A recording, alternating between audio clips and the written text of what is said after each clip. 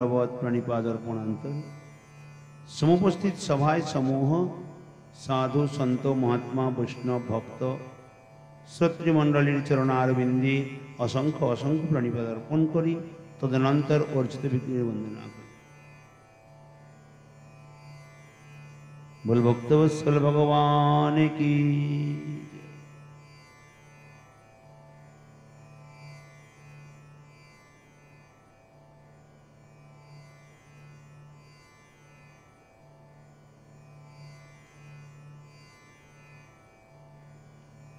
जय जय श्री राधा रमण,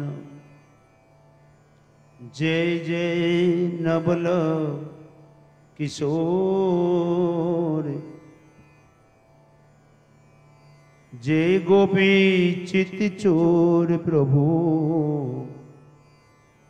जय जय माखन चोर। राधे मेरी स्वामिनी, मैं राधे को दास, जन्म जन्म मोहि दीजियो श्री वृंदावन वास। सब द्वारन को छोड़ के राधे आयो तेरो द्वार, श्री वृषभानु की लाडली मेरी ओर निहार।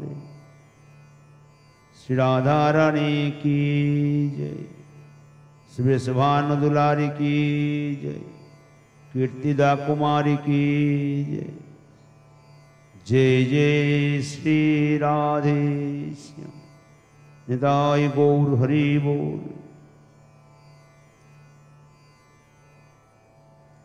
कल प्रथम स्कंधे আমরা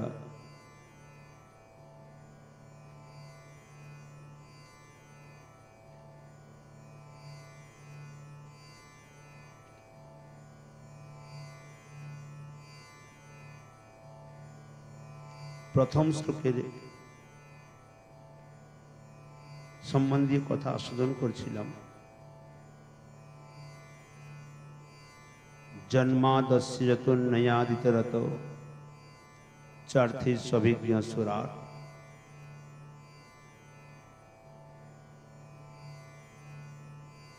जन्मादस्य जतुर्नयादितरतो चार्थे सभिज्ञ सुरार।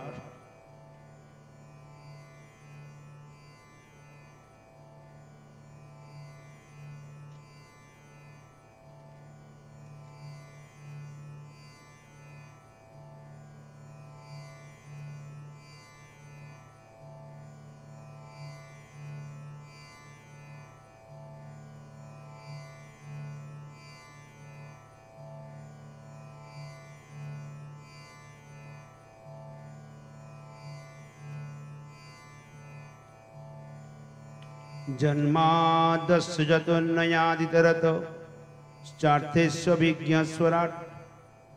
तेने ब्रह्म हृदाज आदि कवयि मुह्यन्ति यत सूरयः। तेजो वारि मृदां जता विनिमयो यत्र त्रिसर्गो मिषा। धाम्ना स्वेन सदा निरस्तकुहकं सत्यं परं धीमहि। कल सायंकालीन कहते हमरा प्रथम स्कंदेर प्रथम अध्यायेर कथासार आस्वादन करছিলাম। এই कथासारेर मध्य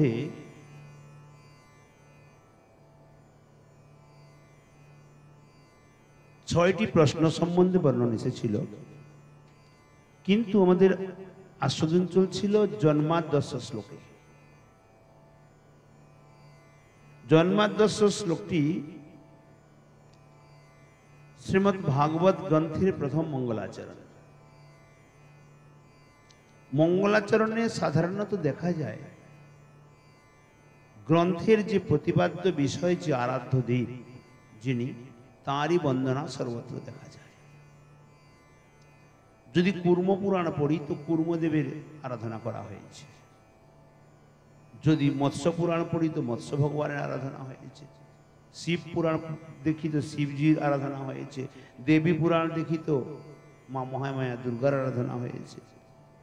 কিন্তু ভাগবত মহাপুরাণের একটি বিশেষতা, এই মঙ্গলাচরণে কোনো দেবদেবী বা স্বয়ং ভগবান শ্রীকৃষ্ণের পর্যন্ত নাম নেওয়া হয় নাই। এখানে এমন ভাবে বন্দনা করে গেছেন বেদব্যাসজি মহারাজ, কোন সম্প্রদায়, কোন জাতি, কোন ব্যক্তি বিশেষে কেউই বলতে পারবে না যে ভাগবত আমার সম্প্রদায়ের। যে কারণে জন্মাদ্যস্য শ্লোকে প্রথমেই জন্মকে আদি করে কার? স্বয়ং গোবিন্দের। প্রকারান্তে তিনি কিন্তু গোবিন্দের নিমিত্তই বলে যাচ্ছেন, যিনি আদি সত্য, মধ্য সত্য, অন্ত সত্য।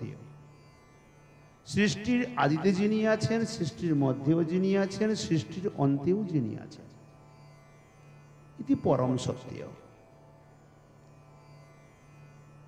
সেই সত্যস্বরূপ ভগবানের আমরা সবাই ধ্যান করি,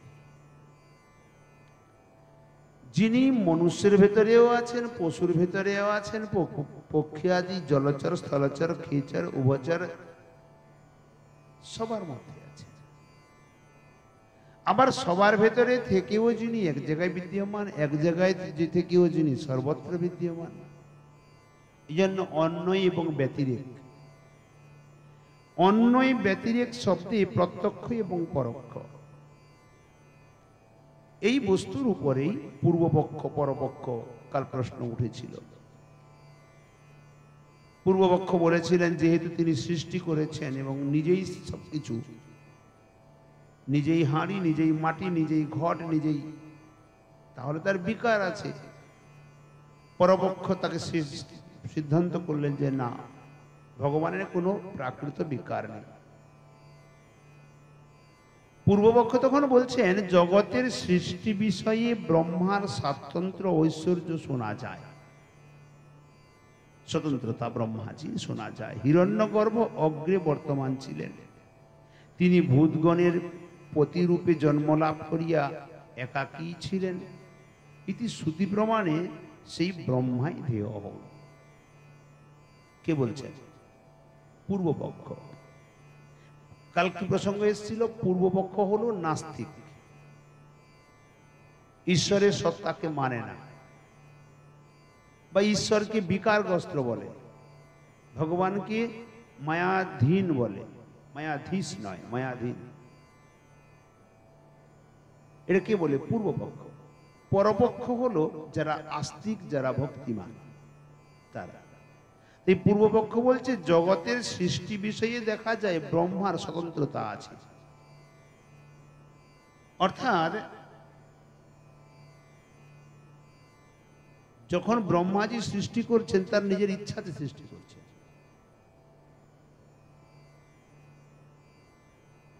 সৃষ্টি বিষয়ক তৃতীয় স্কন্ধে দেখা যায় ব্রহ্মাজি সৃষ্টি করতে গিয়ে প্রথমে তিনি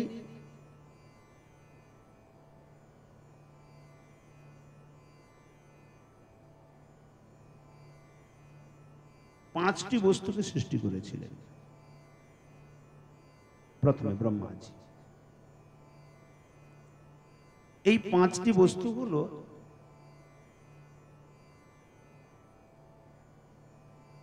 তামিশ্র, অন্ধতামিশ্র, রাগ, দ্বেষ, অভিনিবেশ।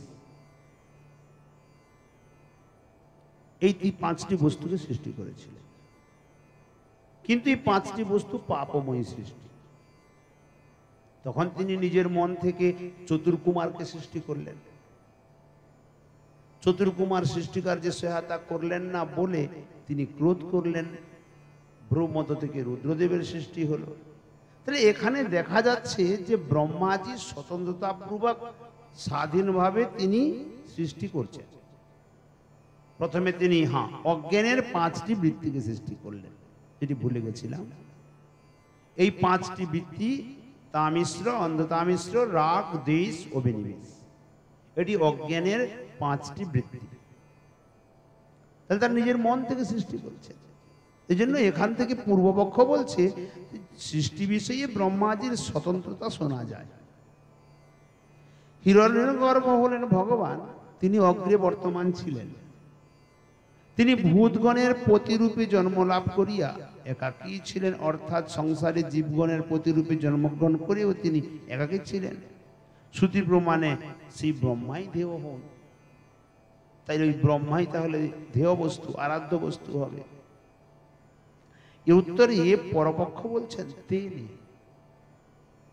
তেনে শব্দে না তিনি, উনি আদিকবি ব্রহ্মার নিকট যিনি বেদ বা সতত্ব প্রকাশ করিয়াছিলেন।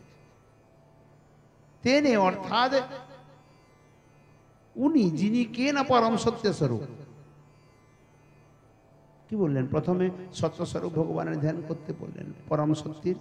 তা উনি আদিকবি ব্রহ্মার হৃদয়ে নিকটে গিয়ে যিনি বেদ বা সতত্বকে প্রকাশ করেছিলেন, চতুশ্লোকী ভাগবত দিয়েছিলেন। অতএব ব্রহ্মারও পারতন্ত্র পরিলক্ষিত হয়। যদি ব্রহ্মা স্বতন্ত্র, তাহলে তিনি জন্ম নেওয়ার পরে চিন্তা করছিলেন কেন আমি কে, আমার জন্ম কোথা থেকে হলো, নিচের দিকে একটি পদ্ম আছে, তার নিচে একটি নাড় আছে, এটা কোথা থেকে এসেছে, এই বলে পদ্মের নাড়ের মধ্যে প্রবেশ করে বহু কল্পকাল পর্যন্ত ভ্রমণ করতে আছেন, অন্ত পান নাই। কারণ ওই নাভিনার তো নারায়ণের উদরের মধ্যে চলে গেছে, তা নারায়ণের তো কোনো অন্ত নেই, তা খুঁজে পাবে কোথায়? তাহলে ব্রহ্মাজি যদি স্বতন্ত্র হতেন, তিনি নিজের নাম, নিজের পরিচয় জানতেন না কেন? এবং ওই যিনি পরম সত্য, তিনি প্রকটিত হয়ে ব্রহ্মার হৃদয়ে বেদ জ্ঞান অর্থাৎ চতুশ্লোকী ভাগবত প্রদান করলেন এবং ব্রহ্মাজির কি কারণে জন্ম হয়েছে, কেন হয়েছে, তার নাম কি, সমস্ত পরিচয় করিয়ে দিলেন। অতএব ব্রহ্মারও এখানে দেখা যায় পরতন্ত্রতা, তিনি ওই পরম সত্যের কাছে অধীনস্থ। যদি বলেন ব্রহ্মার অন্য কোথাও হইতে বেদ অধ্যয়নাদির প্রসিদ্ধি দেখা যায় না, ব্রহ্মাজি অন্য কোথাও থেকে বেদ অধ্যয়ন করেছেন এমন কোনো দেখা যায়নি। অন্য কোথাও হইতে বা সত্য কিন্তু মনের দ্বারাই প্রকাশ করিয়াছিলেন। শ্রী ভাগবতে বলা হইয়াছে, পূর্বে যিনি ব্রহ্মার হৃদয়ে বাগদেবী প্রেরিত করিয়া সতী স্মৃতির বিস্তার করিয়াছিলেন ইত্যাদি।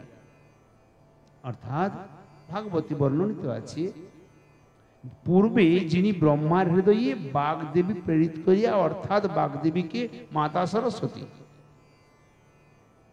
এই মাতা সরস্বতী দ্বারা প্রেরিত করে স্মৃতি বিস্তার করিয়াছিলেন ব্রহ্মার হৃদয়ে। এই প্রসঙ্গে বৌদ্ধের একটি গুপ্ত রহস্য আছে। কোন সময়ে বৈষ্ণব দর্শনের পণ্ডিতজি আনন্দ দুলাল গোস্বামী, বর্তমান রাধাকুণ্ডে থাকেন, উনি বর্ণন করেছিলেন সরস্বতী উপনিষদ বলে একটি গ্রন্থ আছে। আনন্দ দুলাল পণ্ডিতজি না, তো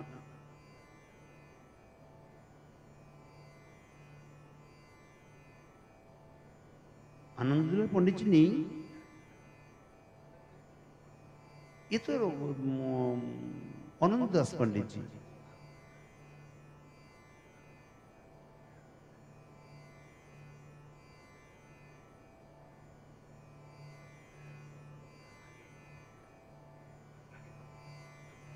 যাই হোক, তাহলে খেয়াল আসেনি, খেয়াল করতে হবে। আচ্ছা, না, আনন্দ দুলাল পণ্ডিতজি বৃন্দাবনের বৈষ্ণব দর্শনের পণ্ডিত, বর্তমান যত পণ্ডিত উনার কাছ থেকেই সব পড়েছেন। আনন্দ দুলাল পণ্ডিতজি পূজ্যপাদ যিনি, উনার কাছ থেকেই বর্তমান বৈষ্ণব দর্শনে বৃন্দাবনে যত আছে সব উনার কাছ থেকে অধ্যয়ন। জানি না উনি বিদ্যমান আছেন কি নাই, যাই হোক, উনি একবার বলেছিলেন, অধ্যয়নকালের সময় উনি এসেছিলেন, সরস্বতী উপনিষদে বর্ণিত আছে সরস্বতী মাতা দুই প্রকারের, এক দ্বিভুজা, এক চতুর্ভুজা। চতুর্ভুজা স্বয়ং শ্রীকৃষ্ণের বংশী ধ্বনি থেকে উৎপত্তি, বাঁশরি থেকে, এবং উনি ব্রহ্মার গুরু। ব্রহ্মার গুরু ব্রহ্মাজির জিহ্বাতে অষ্টাদশাক্ষর মন্ত্রকে লিখে দেন উনি। চতুর্ভুজা সরস্বতী। বৈষ্ণবগণ উনারই অর্চনা পূজা না করেন। ব্রহ্মাজির জিহ্বা থেকে আবার সরস্বতীর জন্ম। উনি হলেন দ্বিভুজা সরস্বতী, যাকে লোক জগতে পুজো করে। উনি ব্রহ্মার কন্যা। জগতে প্রাকৃতিক বিদ্যাকে দ্বিভুজ যিনি মাতা উনি প্রদান করেন, জড় বিদ্যা। যার ধ্যানে বলছেন, যা কুন্দেন্দু তুষার হার ধবলা, যা শ্বেত পদ্মাসনা, যা বীণা বরদণ্ড মণ্ডিত করা, যা শুভ্র বস্ত্রাবৃতা, যা ব্রহ্মাচ্যুত শঙ্কর প্রভৃতি দেবীর সদা বন্দিতা, সা মং পাতু সরস্বতী ভগবতী নিঃশ্রীষ্টাদ্যাপহা। এ হলো দ্বিভুজা মাতার ধ্যান। আর চতুর্ভুজা মাতার শুক্লাম ব্রহ্ম বিচার সার পরমম আদ্যাম জগৎ ব্যাপিনীম বীণা পুস্তক ধারিণীম অভয়দাম জড্যন্ধকারাপ্যহম হস্তে স্ফাটিকমালিকাম বিদধতিম পদ্মাসনে সংস্থিতাম বন্দিতাম পরমেশ্বরীম ভগবতীম বুদ্ধি প্রদাম শারদাম। চতুর্ভুজা মাতার যে ধ্যানে বলছেন, শুক্লাম ব্রহ্ম বিচার সার পরমাম, যিনি নিত্য নিরন্তর ভগবান ব্রহ্মস্বরূপ ভগবানের তত্ত্বকে বর্ণন করতে থাকেন, যিনি পরমা আদ্যা শক্তি, আদ্যা জগৎ ব্যাপিনী, বীণা পুস্তক ধারিণী, এক হাতে বীণা এক হাতে পুস্তক বেদ, অভয়দাম জাড্যান্ধকারাপ্যহম, জড়রূপী বিদ্যাকে যিনি দূরে সরিয়ে দেন। হস্তে স্ফাটিকমালিকাম বিদধতিম, যিনি ঊর্ধ্বে দক্ষিণ হস্তে, দক্ষিণ দিকের ঊর্ধ্ব হস্তে স্ফটিকের মালা নিত্য জপ করেন। হস্তে স্ফাটিকমালিকাম বিদধতিম পদ্মাসনে সংস্থিতাম। তাহলে কি হলো? যিনি বাম দিকের ঊর্ধ্বহস্ত, দক্ষিণ দিকের নিম্ন হস্তে বীণা ধারণ করেছেন, বাম দিকের নিম্ন হস্তে বেদ ধারণ করেছেন, দক্ষিণ দিকের ঊর্ধ্বহস্তে স্ফটিক মালা ধারণ করে ভগবানের মন্ত্রকে জপ করছেন, পদ্মাসনে বিরাজমান আছে। হস্তে স্ফাটিক মালিকাম বিদধতিম পদ্মাসনে সংস্থিতাম বন্দিতাম পরমেশ্বরীম, যিনি পরমেশ্বরী, ভগবতীম, যিনি ভগবতী, ভগবতী প্রিয়া, বুদ্ধি প্রদাম শারদাম, যিনি ভগবত বুদ্ধি প্রদান করেন। আর ইনি হলেন চতুর্ভুজা মাতা। এই জন্য বৈষ্ণবজন সর্বদা চতুর্ভুজা মাতার পূজন করেন। আর লোক জগতি জাগতিক বিদ্যাকে পাওয়ার নিমিত্ত সর্বত্র দ্বিভুজা মাতার পূজা হয়। যদ্যপি বৈষ্ণব দ্বিভুজা চতুর্ভুজের মধ্যে ভেদ করেন না, কিন্তু আরাধ্যা ভগবত বিদ্যা প্রাপ্তির নিমিত্ত। এখানে বলছেন ওই কথাটি কি, যদি বলেন ব্রহ্মার, হ্যাঁ, শ্রী ভাগবতে বলা হইয়াছে, পূর্বে যিনি ব্রহ্মার হৃদয়ে বাগদেবী প্রেরিত করিয়া সতী স্মৃতির বিস্তার করিয়াছিলেন। এই যে বাগদেবীকে প্রেরিত করে হৃদয়ের মধ্যে ভগবত স্মৃতিকে বিস্তার করেছিলেন ইত্যাদি সংক্ষিপ্তে বলে গেলেন। ব্রহ্মা নিজেও বলিয়াছেন, কিংবা তখন আমি হৃদয়ে স্পষ্ট রূপে দেখিয়াছিলাম। ব্রহ্মাজি যখন মাতায় এসে স্থাপিত করলেন, তিনি দর্শন করেছেন। ইহার দ্বারা প্রচোদয়াদ অর্থাৎ বুদ্ধিবৃত্তির প্রবর্তক রূপী গায়ত্রীর অর্থও দেখানো হইল। মাতা স্বয়ং দিয়ে গেছেন ব্রহ্ম গায়ত্রী। মৎস্য পুরাণে বলা হইয়াছে, যেখানে গায়ত্রীকে অধিকার করিয়া ধর্ম বিস্তার বর্ণিত হইয়াছে এবং বেত্রাসুরের বধ সমন্বিত, তাহাই শ্রীমদ্ ভাগবত গ্রন্থ। অর্থাৎ যে ভাগবতে বেত্রাসুরী কথা নেই তাকে ভাগবত বলে না। কেন হলো? বেত্রাসুরের এত মহিমা হয়ে গেল। বেত্রাসুর অসুর হয়েও মৃত্যু সময়ে গোবিন্দের গুণগাথা বা গোবিন্দের নিমিত্ত প্রার্থনা করতে করতে তিনি দেহান্ত ত্যাগ করেছিলেন, স্তুতি করেছিলেন। স্তুতি আবার কেমন? গোপী প্রেমকে প্রাপ্তি হওয়ার নিমিত্ত প্রার্থনা করেছেন। প্রিয়ম প্রিয়ব বিশুদ্ধম বিষন্না, এই শ্লোকে বর্ণন করেছেন। যেমন প্রিয়তম দূরে চলে গেলে প্রিয়া পাগলিনী বৎ তার নিমিত্ত পথ চেয়ে বসে থাকে। যেমন ছোট বাছুর তার মায়ের স্তন্যপান করার জন্য যেমন পাগল হয়ে ওঠে, হে গোবিন্দ তোমার চরণারবিন্দ প্রাপ্তি হওয়ার নিমিত্ত আমার অন্তঃকরণ সেইভাবে লালায়িত হয়ে আছে। হে ইন্দ্র, তুমি আমাকে বজ্রে পেষণ করো, আমার দেহবন্ধনকে ছিন্ন করো, আর আমি গোবিন্দ চরণ প্রাপ্তি হই। এই যে লালসা ওখানে দিয়েছি, যে কারণে ওকে বলা হয় বেত্রাসুরী ভাগবত। ওই কয়টি শ্লোককে বলা হয় বেত্রাসুরী ভাগবত। জন্য এখানে বললেন,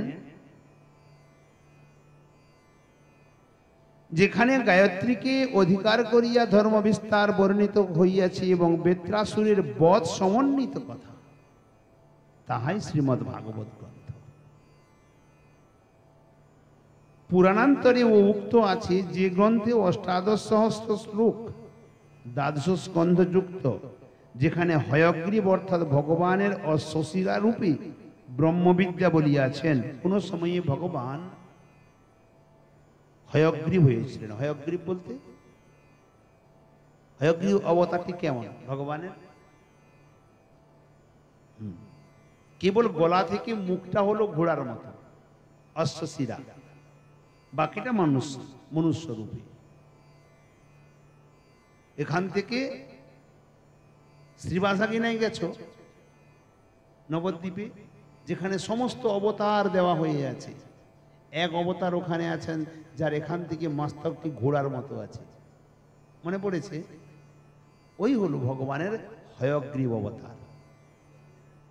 গোদাবাই বিহারেও আছে, গোদা বিহারেও আছে।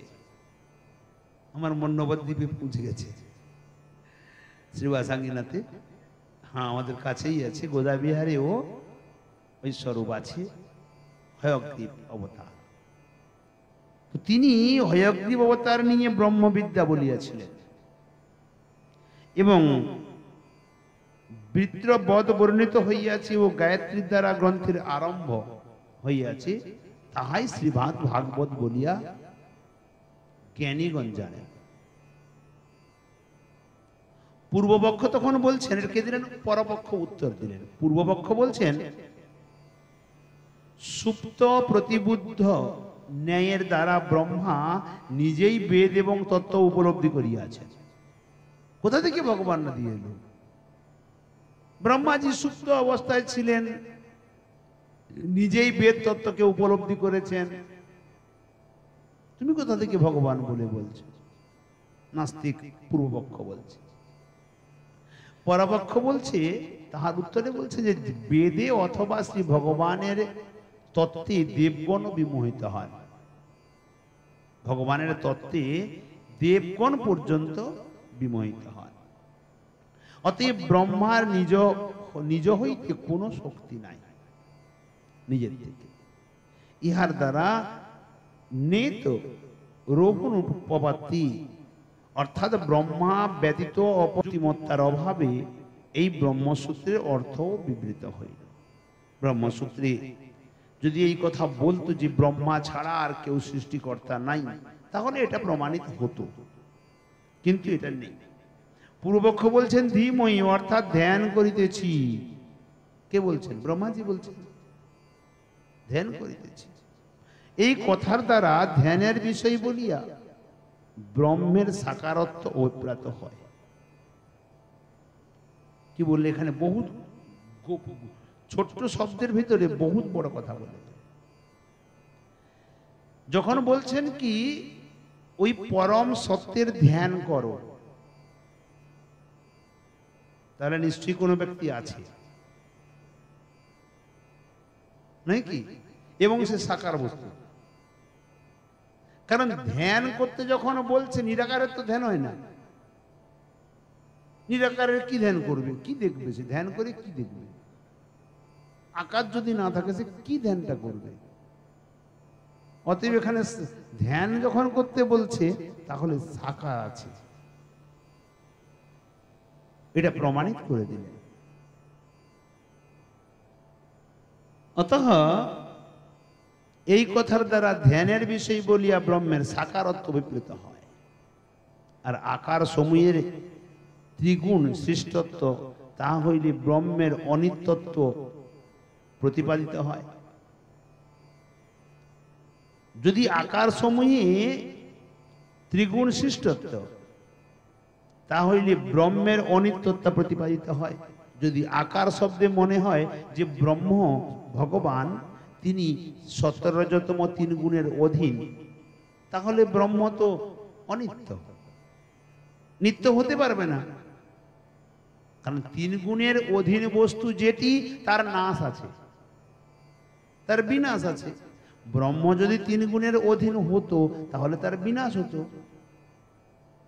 তাহলে এখানে কেন বলল? তাহার উত্তরে বলছেন তেজো বারি মৃদাম যথা বিনিময়। তেজে বারি ও মৃত্তিকার যেমন বিনিময়, অর্থাৎ জলে স্থলবৎ জ্ঞান, স্থলে জলবৎ জ্ঞান, ভ্রম সৃষ্টি হয়।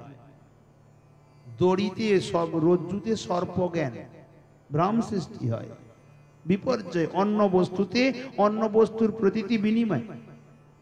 যে রূপে ভক্ত অজ্ঞজনের নিকট তেজ অর্থাৎ মরিচিকাদি জলের মতো মনে হয়। বাচ্চাকালে যখন দূর থেকে মরিচিকা দেখলে ভুল করিও বুঝতে পারবে না, বলবে এটা জল। জলে আবার স্থল বুদ্ধি, জল দেখেও স্থলে বুদ্ধি দুর্যোধনের ঘটেছিল।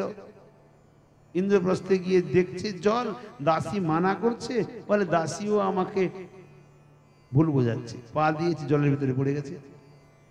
জলে স্থলবৎ জ্ঞান। কাঁচ আদিতে জলবুদ্ধি মিথ্যা হইয়া থাকে। সেই রূপ পূর্ণ চিন্ময়াকার শ্রী ভগবান ত্রিগুণের সৃষ্ট, পূর্ণ চিন্ময়াকার শ্রী ভগবানের ত্রিগুণের সৃষ্টি, এই বুদ্ধি মিথ্যাই বুঝিতে হইবে। যিনি চিন্ময়াকার ভগবান, তিনি তিন গুণের দ্বারা সৃষ্টি, এটা মিথ্যা। তিন গুণ ভগবানের কাছ থেকে এসছে, ভগবান তিন গুণের কাছ থেকে আসে নাই। বুঝতে পারলেন না? এখানে বলছে যে ভগবান, পূর্বপক্ষ যে বলেছে ভগবান তিন গুণের দ্বারা সৃষ্টি, এটা মিথ্যা। তিন গুণ ভগবানের থেকে সৃষ্টি। অতএব ভগবান নিত্য, সত্য, শাশ্বত। গোপাল তাপনী শ্রুতিতে উক্ত আছে, সেই একমাত্র সচ্চিদানন্দ ঘন বিগ্রহ শ্রী গোবিন্দ, যিনি বৃন্দাবনে কল্পবৃক্ষ তলে সমাসীন, তাহাকে ভজনা করি ইত্যাদি। রাম, শ্রীরাম তাপনীতেও বলা হইয়াছে অর্ধমাত্রাত্মক রাম, ব্রহ্মানন্दैक বিগ্রহ ইতি। নৃসিংহ তাপনীতেও ঋত সত্য পরব্রহ্ম পুরুষাকার শ্রী নৃসিংহ বিগ্রহ ইতি। ধ্যান বিন্দু উপনিষদে কত কত প্রকারের গ্রন্থ আছে। ধ্যান বিন্দু উপনিষদে বলিয়াছেন নির্দোষ পূর্ণ গুণ বিগ্রহ আত্মতন্ত্র, অর্থাৎ স্বতন্ত্র, অচেতনাত্মক, শরীর শারীরিক গুণ রহিত, আনন্দ মাত্র, মুখ চরণ কমলাদি। কি বললেন? নির্দোষ, ভগবানের কোনো দোষ নেই, পূর্ণ গুণ বিগ্রহ,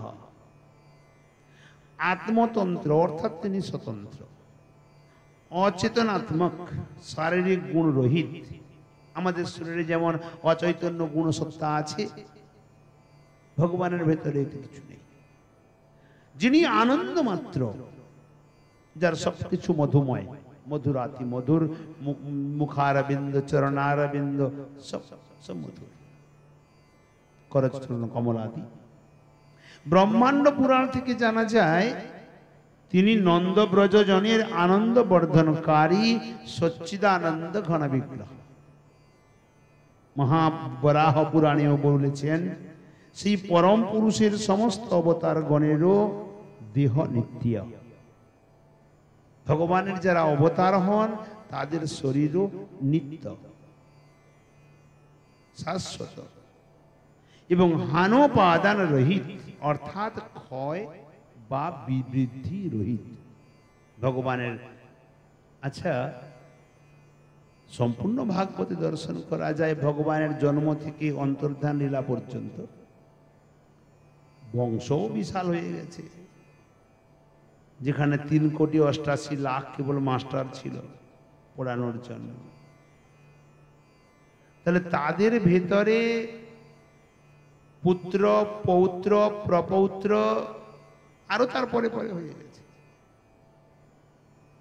কিন্তু 125 বছর বয়সে যখন গোবিন্দ লীলা করেছেন, অন্তর্ধান লীলা, ঠাকুরজির কি দাড়ি গোঁপটম হয়েছিল, না মাথার চুল পেকেছিল, না বুড়া হয়ে গেছিলেন?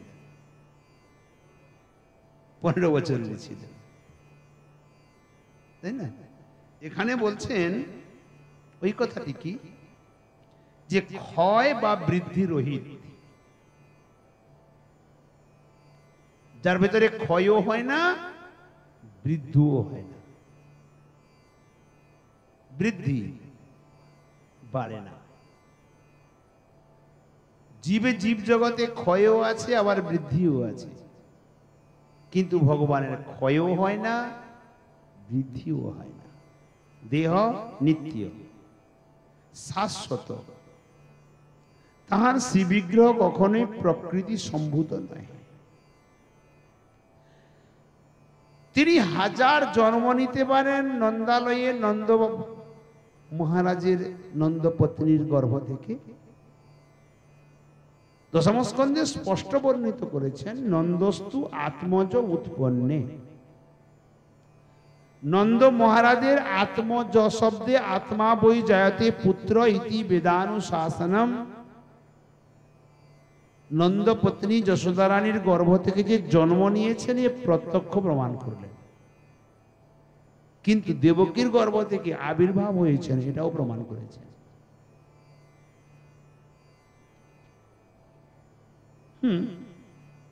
ওখানে আবির্ভাব হয়েছে দেবকী থেকে, আর এখানে জন্ম নিয়েছেন।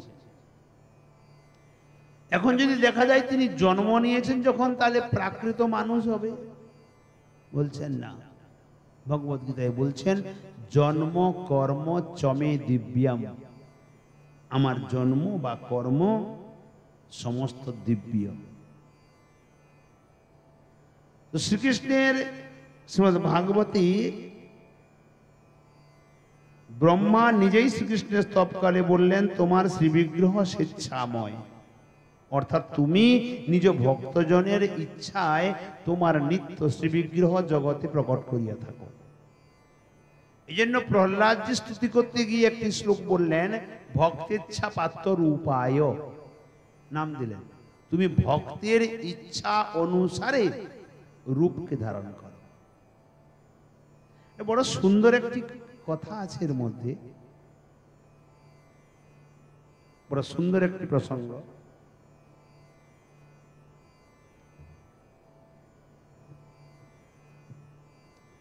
কোন সময়ে ইন্দ্রদেব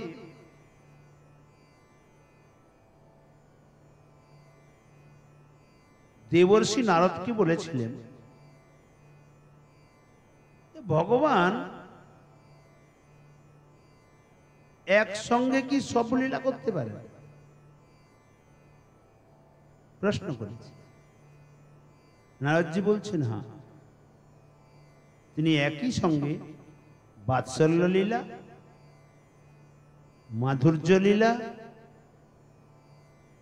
আবার ঐশ্বর্য লীলা একসঙ্গে করেন। বলে কিভাবে? বলে ঠিক আছে, এ লীলা আমি তোমাকে এক সময় প্রত্যক্ষ দর্শন করাবো। এই বলে একদিন স্বয়ং দেবর্ষি নারদ দ্বারিকায় চলে এলেন। দ্বারিকায় এসে যখন পৌঁছেছেন, শ্রীকৃষ্ণ সাধুকে যেমন অভিবাদন করেন তদ্বৎ তার পাদধৌত বা পূজন আদি করা, পাদ্য অর্ঘ্য ধূপদীপ দিয়ে করতে গেছেন। নারদজি বলছেন, হে দ্বারিকাধীশ, খবরদার, আমাকে স্পর্শ করবে না। বলে কেন? আমার অপরাধ? না, তুমি পাপ করেছো, তোমার পাপের প্রায়শ্চিত্ত হয় নাই, তুমি আমাকে ছুঁবে না। নারদজি বলছেন শ্রীকৃষ্ণকে, গুরুত্বপূর্ণ বিষয়, আমি পাপ করেছি বলে? হ্যাঁ, তুমি ব্রাহ্মণ গণের কাছে অপরাধী হয়ে আছো। বলে আমি কি করে অপরাধী হলাম? তুমি যখন জন্ম নাও নাই, তোমার মায়ের গর্ভের ভেতরে দেবকী মাতার গর্ভে ছিলে, ওই সময়ে দেবকী মাতা ভগবানকে স্তুতি করে বলেছিল কি, প্রভু, আমার এই অষ্টম গর্ভের সন্তান যদি রক্ষা পায়, যদি দীর্ঘায়ু হয়ে বেঁচে থাকে, আমি ব্রাহ্মণগণকে 1 লক্ষ গোদান করব। জিজ্ঞাসা করো তোমার মাকে প্রতিজ্ঞা করেছিল কিনা। মাতা দেবকী, এবং সেই কার্য আজও পর্যন্ত হয় নাই। তাই পিতা মাতার এই কার্যের হয় নাই বলে সেই পাপ তোমাকে গ্রাস করেছে, তুমি আমাকে ছোঁবে না, স্পর্শ করবে না। শ্রীকৃষ্ণ বলছেন, আমি তো জানি না। না, অজ্ঞাত সারে অগ্নিতে পা দিলে অগ্নি অবশ্য পুড়াবে, তুমি জানতে নাও পারো। দেবকী মাতাকে জিজ্ঞাসা করলেন, বলে হ্যাঁ আমি বলেছিলাম, কিন্তু বিবিধ কার্যের মধ্যে আমি ভুলে গেছি।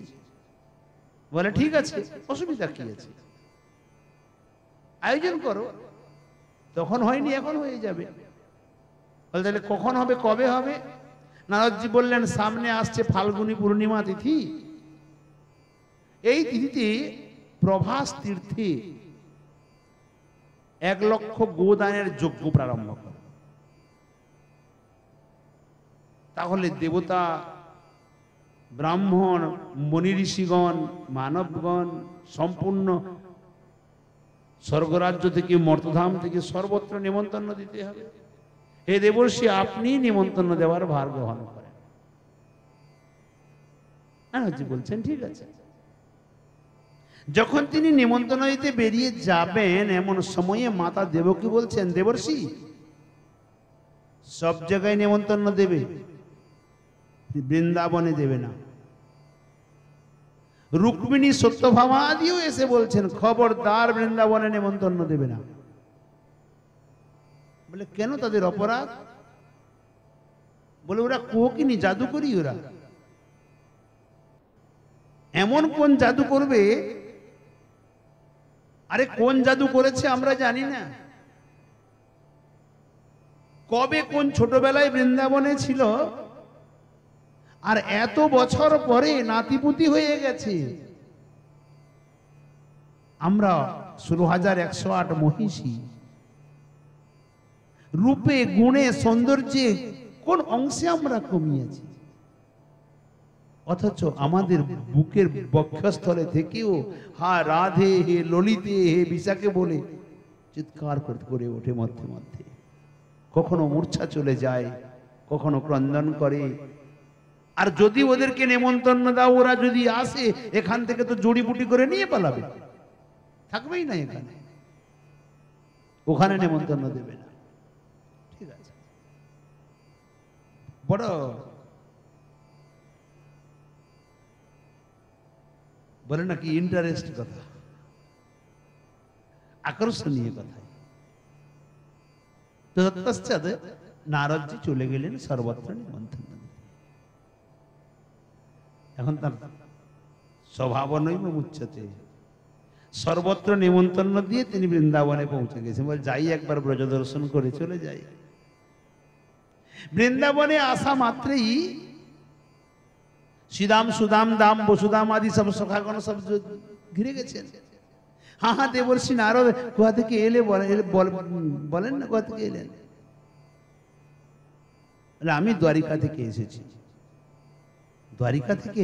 আচ্ছা আচ্ছা, আমাদের সখা, আমাদের কানাই কেমন আছে বলো? আরে কানাই কোথায়, ও তো এখন দ্বারিকাধীশ হয়ে গেছে কৃষ্ণচন্দ্র। আরে রাখো না, আমাদের তো কানাই।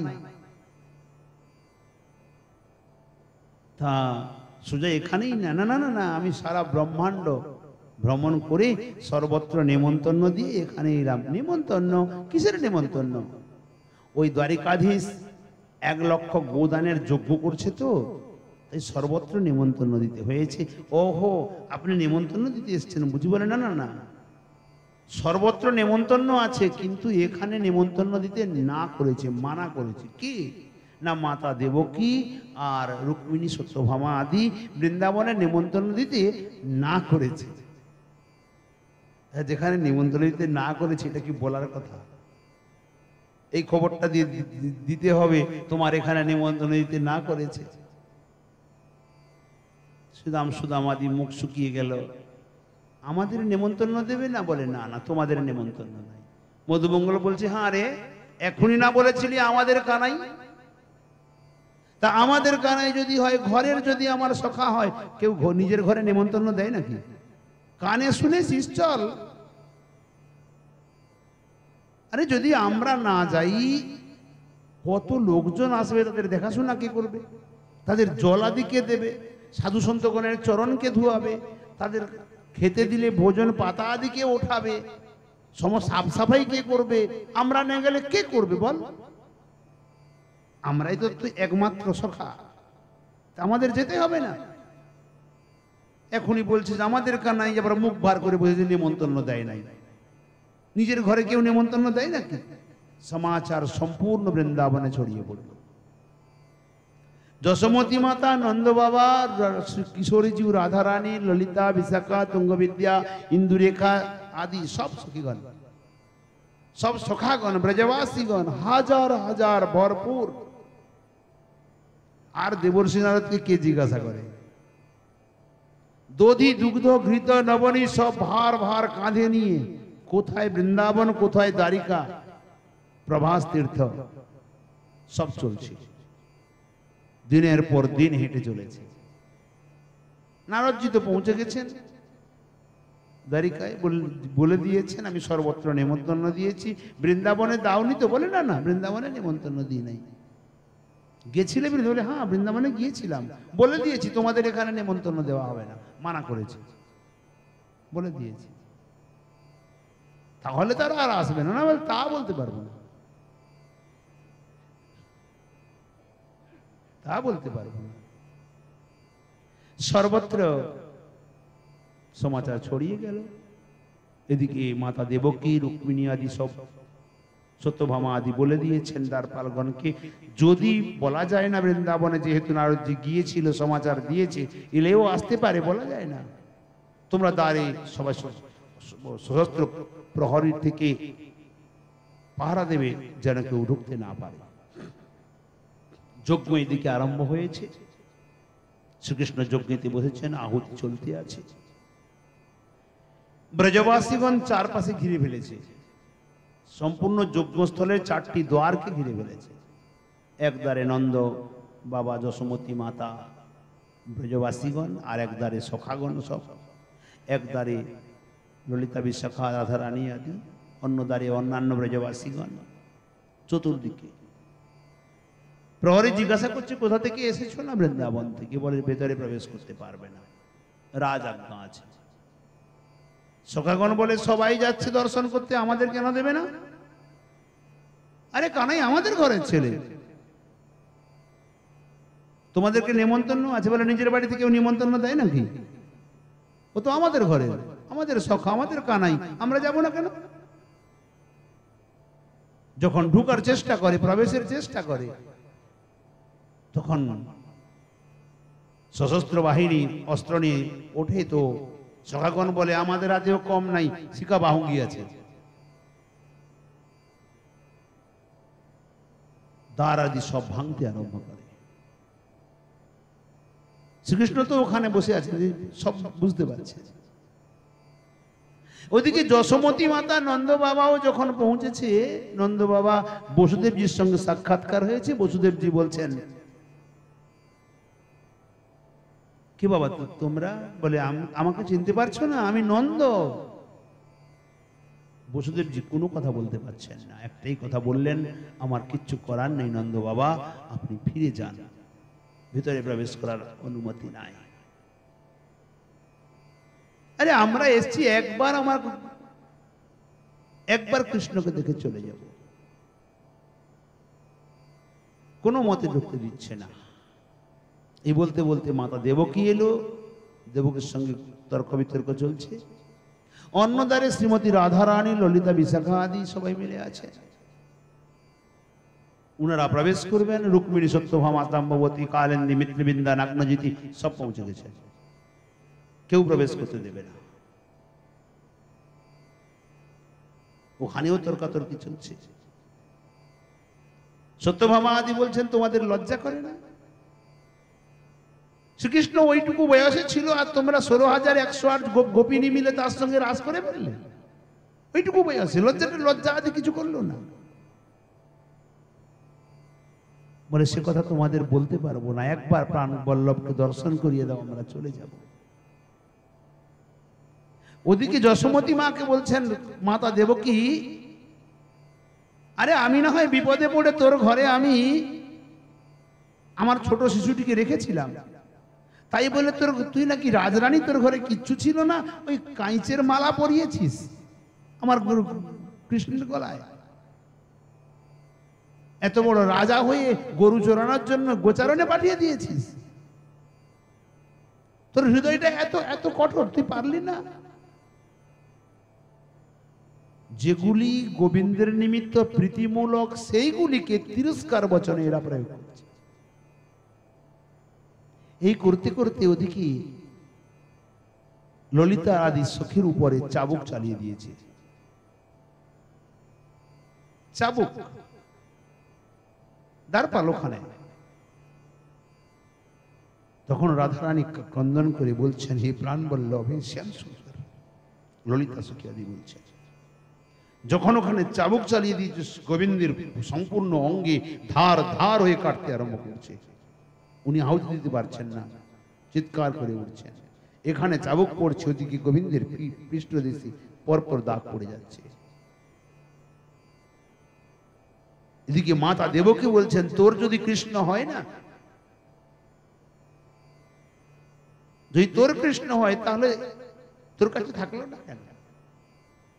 এমন সময়ে দেবর্ষি নারদ পৌঁছে গেছে। নারদ যে এসে বলছেন, হে মাতা দেবকী, কি ব্যাপার, কলহ চলছে কেন? বলে কোন বৃন্দাবন থেকে এসছে নন্দ আর যশোমতী বলছে নাকি আমার কৃষ্ণকে তাদের বলছে। এনারা কারা?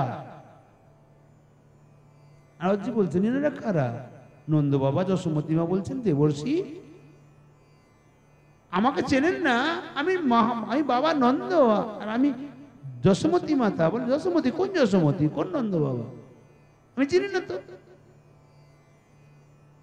দেবকী মাতা বলছেন, দেখো দেখো দেবর্ষি, দেখো এদের আমার কৃষ্ণকে নাকি এর পুত্র বলে বলছে।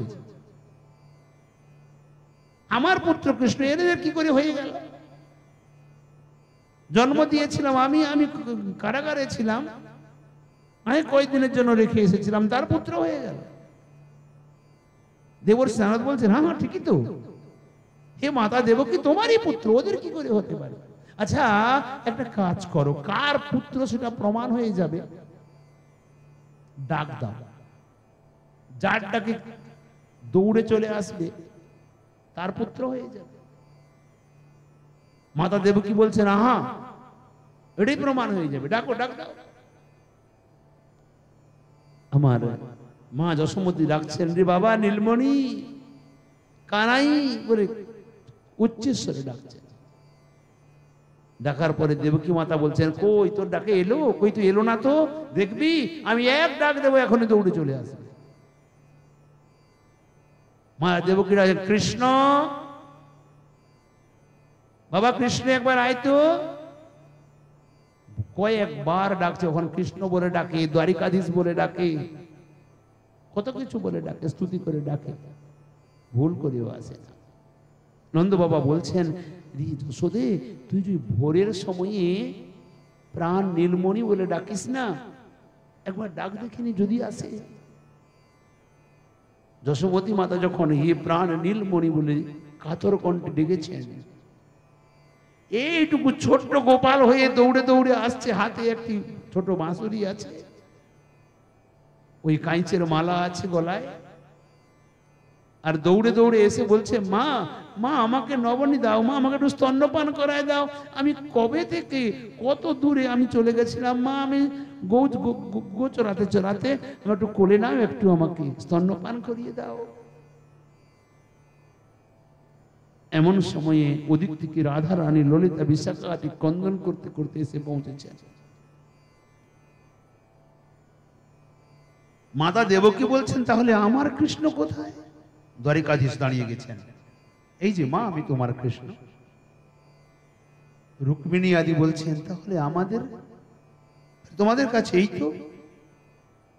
রাধারানী তখন বলছেন, তাহলে আমার প্রাণ বল্লভ, নটবর নাটুয়া বেশি, বংশী হাতে নিয়ে গোচারণ বেশি, মুরলী মনোহর শ্যাম সুন্দর রাধারানীর কাছে দাঁড়িয়ে বলছেন, হে রাধে দাও, আমার বাঁশুরি চুরি করেছিলে, আমার বাঁশুরিটা তাড়াতাড়ি দাও, তুমি বাঁশুরি চুরি করে কোথায় রেখে দিয়েছো, আমি খুঁজে খুঁজে পাই না, দাও বাঁশুরি দাও, হে ললিতে হে বিশাখে।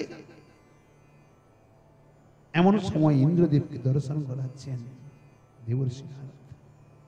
হে ইন্দ্র দেখো, ঐশ্বর্য মাধুর্য বাৎসল্য সবকিছু দর্শন করো, একই সঙ্গে গোবিন্দ লীলা করছে।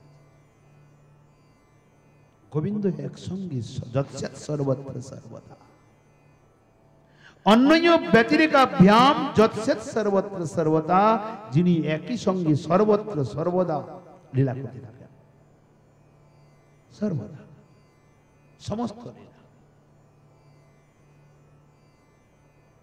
এই জন্য অদ্যাপিও লীলা করে শ্রী গৌরাঙ্গ রায়, কোন কোন ভাগ্যবান দেখিবারে পায়। এখানে ওই স্থিতিটিকে বললেন কি, তোমার যে বিগ্রহ নিত্য বিগ্রহ, তুমি জগতে প্রকটিত করিয়া থাকো, তাহা কখনোই ভূতময় নয়, অপ্রাকৃত, প্রাকৃত নয়। প্রাকৃত জননী যে রূপ নিজ সন্তানকে বন্ধন করে, তুমি তেমন বন্ধনও স্বীকার করো, প্রাকৃতবাদ। সেই রূপ বাৎসল্য প্রেমময়ী মা যশোমতী তোমার নিত্য শ্রী গোপাল বিগ্রহকেই বন্ধন করিয়াছিলেন। তার অর্থ এটা না তুমি জড়, তোমাকে জন্ম দিয়েছেন, তবুও তুমি প্রাকৃত নও, অপ্রাকৃত। শব্দ ব্রহ্ম বপু ধারণ করিতে করিয়া ইতি সত্য জ্ঞান অনন্ত আনন্দ মাতৃর একমাত্র রসমূর্তি সকল ইত্যাদি শ্রী ভাগবত আদি প্রমাণেও শ্রী ভগবানের আকারের অমায়িকত্ব অবগত হওয়া যায়। এই প্রভাসযোগ্য লীলাতে অনেক কিছু দেখিয়েছিলেন। মাতা দেবকী কি বলেছিলেন, মা তুমি অহংকারে মত্ত হয়ে তুমি আমাকে আমার কৃষ্ণ বলে, যে যশোদা মাতা নিজের স্তন্যপান করিয়েছে, বাৎসল্য রসে আমাকে বন্ধন করেছে, তুমি তার মর্ম বুঝতে পারো নাই। রুক্মিণী সত্যভামা আদি কেউ বলেছেন, তোমরাও কৃষ্ণ রাধারা ললিতা আদি এদের প্রেমকে তোমরা বুঝতে পারো নাই, যে কারণে তোমরা ঈর্ষা করেছ। অনেক কিছু ওখানে বুঝিয়েছেন প্রভাস যজ্ঞেতি। নারায়ণীয় উপনিষদে বলা হয়েছে, শ্বেতদ্বীপ নিবাসী সেই পুরুষগণ প্রাকৃত ইন্দ্রিয় রহিত, অর্থাৎ বৈকুণ্ঠ নিবাসী পরম পুরুষগণ, উনারা প্রাকৃত ইন্দ্রিয় রহিত, অনাহারী, অনিষ্পন্ন, সুগন্ধি ও একান্তী। এবং শ্রী ভাগবতের সপ্তম স্কন্ধে উক্ত আছে প্রাকৃত দেহ ইন্দ্রিয় প্রাণহীন বৈকুণ্ঠপুরবাসীগণের, বৈকুণ্ঠপুরে যারা থাকেন তারা প্রাকৃত দেহ ইন্দ্রিয়ের ঊর্ধ্বে ইত্যাদি। সেতদি বৈকুণ্ঠপুরবাসী তাহারা শ্রী ভগবানের অর্থাৎ ভক্তগণেরও সাকারত্র ইন্দ্রিয়হীন। বৈকুণ্ঠ যারা নিবাস করেন ভগবানের পার্শ্বদগণ, তারাও পর্যন্ত তার সব পার্শ্বদ নিত্য সঙ্গ, তারা নিত্য সাকারত্ব কিন্তু ইন্দ্রিয়হীন। আমাদের যেমন প্রাকৃত মন, প্রাকৃত ইন্দ্রিয় আদি আছে, উনাদের ভেতরে সব প্রাকৃত ইত্যাদি বচনে মাইক আকার নিষেধ করিয়াছেন। আর শ্রী ভগবানের আকারের অমাইকত্বই কি সংশয় থাকিতে পারে? ভগবান যে চিন্ময়, এটাতে কি কোনো সংশয় থাকতে পারে? পূর্বপক্ষ তখন বললেন, কেহ কেহ এই বিষয়ে তর্ক উত্থাপন করিয়া থাকেন, তাহার উত্তরে বলিয়াছেন ধামনা নিরস্ত কুহকাম,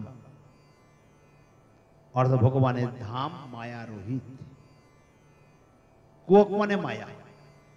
ধর্ম অর্থ অর্থাৎ স্বরূপ শক্তির দ্বারা অথবা স্বভক্তনিষ্ঠ স্বানুভব প্রভাবের দ্বারা কিংবা শ্রী ভগবানের অসাধারণ প্রতিপদী সমুচ্ছলিত মাধুর্য ঐশ্বর্য প্রকাশক শ্রী বিগ্রহের দ্বারা সদা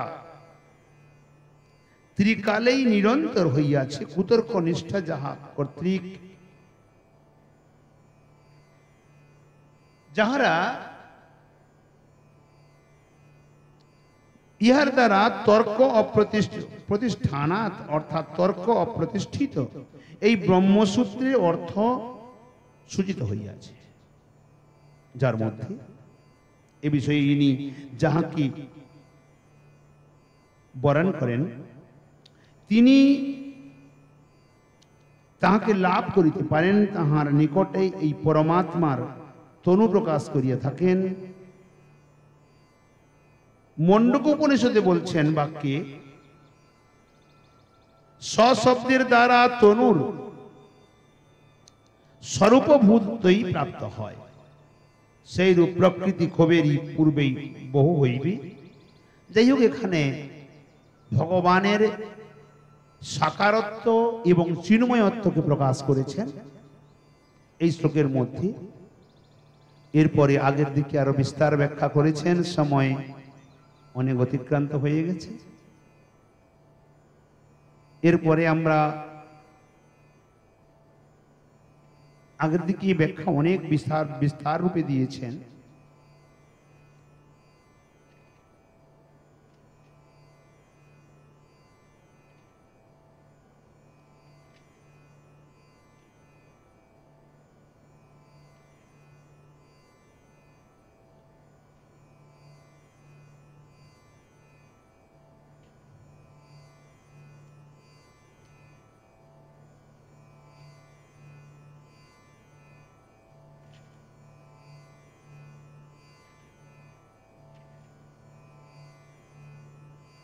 দ্বিতীয় শ্লোকে আমরা আস্বাদন করব আগামীকাল।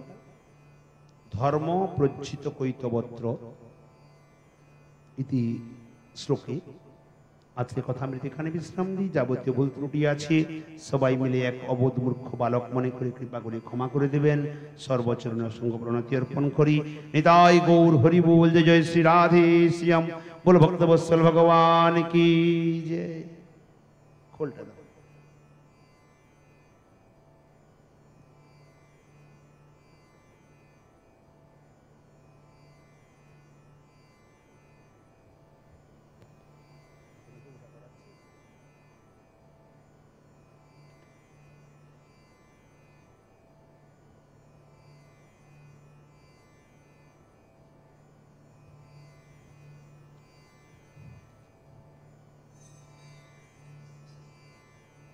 রাধে।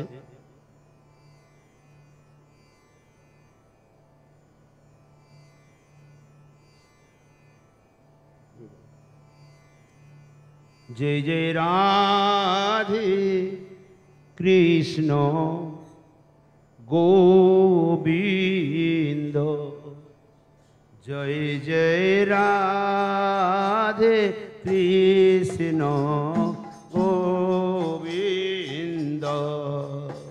জয় জয়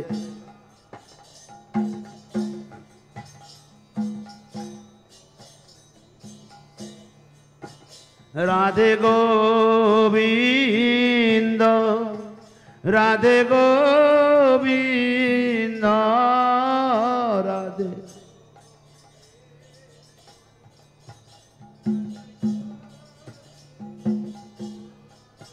রাধে গোবিন্দ রাধে গোবিন্দ রাধে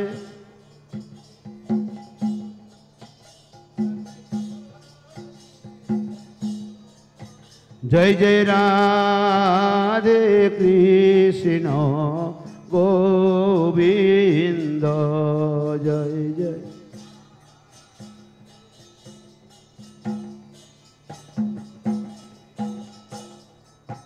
জয় জয় শ্যাম সুন্দর মদন মোহন বৃন্দাবন চন্দ্র জয় জয়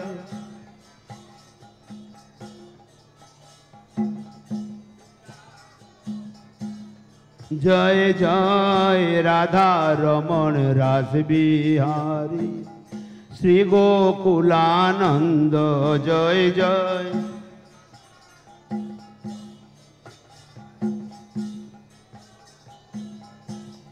জয় জয় রাধাকান্ত রাধা বিনোদ শ্রী রাধে গোবিন্দ জয় জয়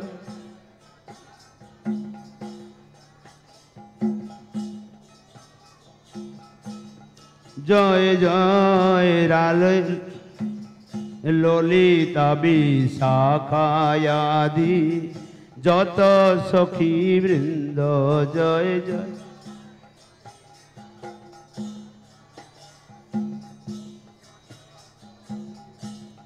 জয় জয় শ্রীরূপ মঞ্জরী আদি মঞ্জরী নঙ্গ জয় জয়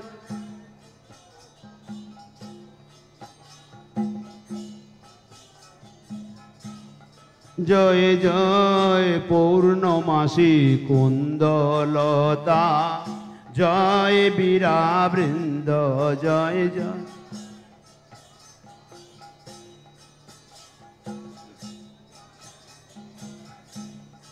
তোমরা সবে মিলে কর দয়া আমি অতি মন্দ তোমরা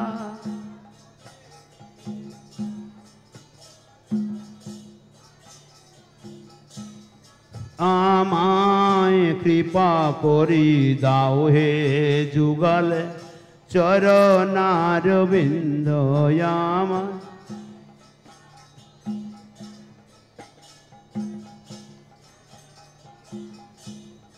যেন ব্যাকুল প্রাণে গাইতে পারি রাধে গোবিন্দ যেন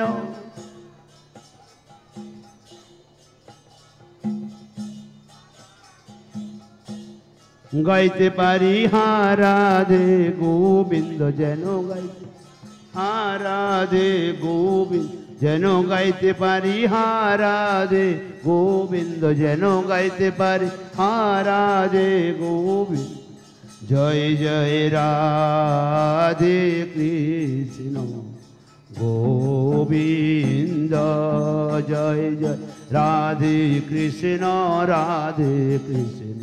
গোবিন্দ শ্রী গৌরাঙ্গ নিত্যানন্দ শ্রী অদ্বৈত চন্দ্র গদাধর শ্রীবাসাদি গৌর ভগত বৃন্দ জয় শ্রী গৌরাঙ্গ শ্রী অদ্বৈত চন্দ্র গদাধর শ্রীবাসাদি গৌর ভগত বৃন্দ শ্রীকৃষ্ণ চৈতন্য প্রভু নিত্যানন্দ हरे राम श्री राधा गोविंद जय श्री कृष्ण चैतन्य प्रभु नित्यानंद हरे राम श्री राधा गोविंद हरे कृष्ण कृष्ण कृष्ण हरे हरे हरे राम राम राम हरे हरे हरे कृष्ण कृष्ण कृष्ण हरे हरे हरे राम राम राम हरे हरे हरे कृष्ण कृष्ण कृष्ण हरे हरे हरे राम राम राम हरे हरे हरे कृष्ण कृष्ण कृष्ण हरे हरे हरे राम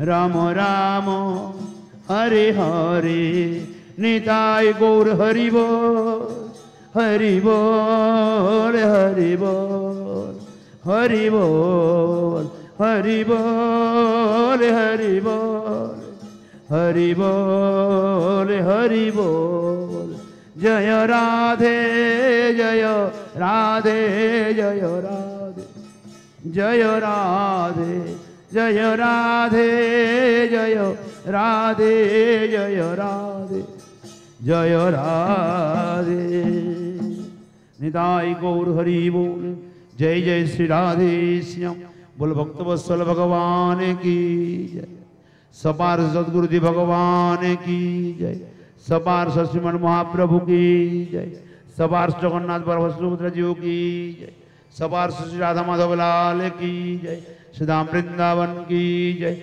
वृंदावन बेलाल की जय श्री राधा रानी की जय जमुने महारानी की जय वृंदे महारानी की जय तुलसी महारानी की जय भक्ति महारानी की जय गिरिराज महाराज की जय राधा कुंड श्याम कुंड की जय श्रीमद् भागवत महापुराण की जय श्री सुखदेव गोस्वामी जी महाराज की जय श्री वेदव्यास जी महाराज की जय श्री परीक्षित जी महाराज की जय समुपस्थित भक्त मंडली की जय अपन अपन श्री गुरु महाराज की जय जय जय श्री राधे श्याम निताई गौर हरि बोल बोल भक्तवत्सल भगवान की जय।